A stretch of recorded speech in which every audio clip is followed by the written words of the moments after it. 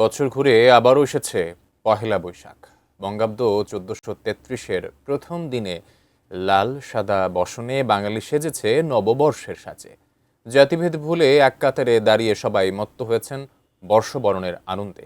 নাচে গানে উল্লাসে আনন্দ শোভাযাত্রায় সমবেত কণ্ঠে গাওয়া হয়েছে সাম্যের গান। মনিরুজ্জামান মনির ও সোহেল রানার তোলা ছবিতে সম্রাট আনোয়ারের রিপোর্ট। এসো হে বৈশাখ এসো এসো, এসো হে বৈশাখ এসো। আবার হলো বৈশাখ, আবারও ঢাক ঢোলের হাক, বর্ণিল উৎসব, নেচে গেয়ে বাঙালিয়ানায় বর্ষবরণ।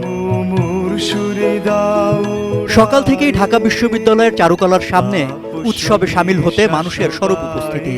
প্রতি বছরের মতো এবারও শোভাযাত্রার অন্যতম অনুষঙ্গ ছিল বাঁশ, বেত ও কাগজের তৈরি নানা ভাস্কর্য।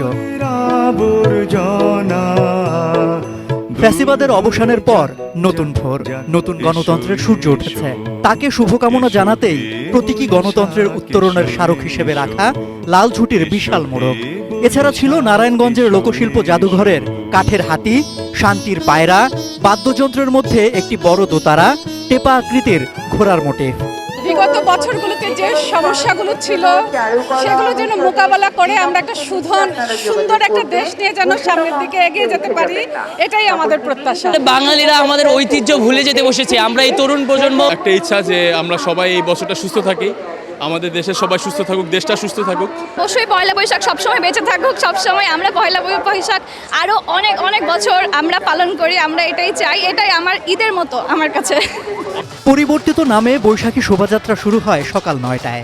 ক্ষুদ্র নৃগোষ্ঠীর সদস্যদের নিজস্ব সংস্কৃতির উপস্থাপন, লালন ভক্তদের উপস্থিতি, সেই সাথে গ্রামীণ সংস্কৃতির ভুলে যাওয়া উপাখ্যান। এটা নতুন প্রজন্মরা তো আসলে ভালোভাবে জানে না, তাদেরকে জানানোর জন্য, তাদেরকে আমাদের সংস্কৃতির সাথে পরিচয় করার জন্যই আমাদের এই একসাথে আসা। আমরা এখানে এসেছি বাংলার ঐতিহ্যের সাথে পরিচয় হতে, আমার অনেক ভালো লেগেছে। সবাইকে নববর্ষের শুভেচ্ছা। বাংলাদেশ অনেক অনেক সুন্দর, আমি তোমাকে ভালোবাসি বাংলাদেশ। শুভ নববর্ষ সবাই। লোকজের সঙ্গে নাগরিক জীবনের সেতুবন্ধন পহেলা বৈশাখী বাঙালি জাতিকে একত্র করে জাতীয়তাবোধে। এ অনুষ্ঠান পরিণত হয় প্রতিটি বাঙালির কাছে শিকড়ের মিলন মেলায়। শোভাযাত্রার মধ্য দিয়েই বাঙালির ধর্ম, বর্ণ, জাতিগত বৈশিষ্ট্য এক প্রজন্মের কাছ থেকে হস্তান্তর হয় আরেক প্রজন্মের কাছে। শহরের বাস্তবতাই বলেন আর হচ্ছে যে আমাদের ঐতিহ্যকে ভুলে যাওয়াই বলেন, এখন এটা আসলে বাস্তবতাই যে আসলে সব সময় তো এগুলো সেলিব্রেট করা হয় না। তো পহেলা বৈশাখ আমাদেরকে ওই সুযোগটা দিচ্ছে। চিন্তাধারা আলাদা হতে পারে, কিন্তু পহেলা বৈশাখ এমন একটা আয়োজন, একটা মাধ্যম বলতে পারি যে বাঙালি হিসেবে আমরা সবাই এখানে এক হয়ে যাই। জনজীবনের সর্বাঙ্গীন শান্তি, স্থিতি ও নিরাপত্তা কামনায় শুরু হোক নববর্ষের পথ চলা। এমন এক উৎসব যেখানে সবাই অসাম্প্রদায়িক চেতনায় উদ্বুদ্ধ হয়ে উদযাপনে সামিল হন। সকল অশুভ অসত্যের বিরুদ্ধে দেশের মানুষের মঙ্গল কামনায় প্রত্যাশা ধ্বনিত হয় নতুন বছরে নতুন সূর্যের আলোয় লেখা হোক সাফল্যের নতুন গল্প।